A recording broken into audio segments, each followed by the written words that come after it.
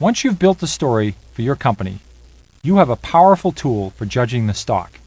But like any powerful instrument, you must use it wisely and carefully or you'll get burned.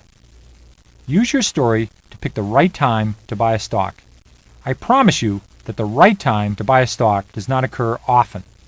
When I'm following a stock, buying opportunities present themselves once or twice a year, if I'm lucky. I look for times when the potential upside is high and the potential downside is reduced. Understanding that balance is a key to successful stock investing.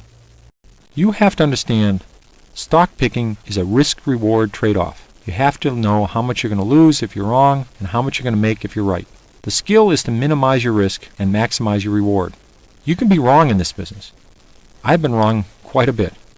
But you can be wrong and still make money, as long as your good stocks more than offset your mistakes. I figure if I can be right 6 times out of 10, that's a good batting average. When I pick stocks, I think of risk as a measure of my confidence in the story I've built. When I feel that my story is optimistic, solid, and well-researched, then I've got a low-risk investment. If I'm not too sure about how the story will turn out, then the risk is considerably higher.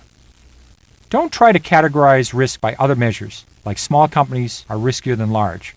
In the late 1970s or the early 1980s, Walmart was a lower risk investment than IBM because the Walmart story was nearly bulletproof. If a startup company sounds exciting, keep an eye on it. Perhaps a year or two later, it will be over the hump, the story will be solid, and there's a good time to consider investing. If you believe strongly in your company's story, then you shouldn't waste your time waiting for the ultimate buying opportunity. Investors who bought McDonald's in the 1970s or Home Depot in the 1980s were happy almost any time they bought the stock. Even with these great companies, during stock market corrections, the stock dipped and the story was solid, but if you held on for a reasonable amount of time, you were a very happy camper. Watch out for ridiculously high prices when a company is selling at several times its growth rate and earnings. But in general, if a story is good, you probably want to own it. Later, if a buying opportunity comes along, if the stock falls well below its growth rate and the story hasn't changed, you can buy even more. Therefore, you can take advantage of market declines.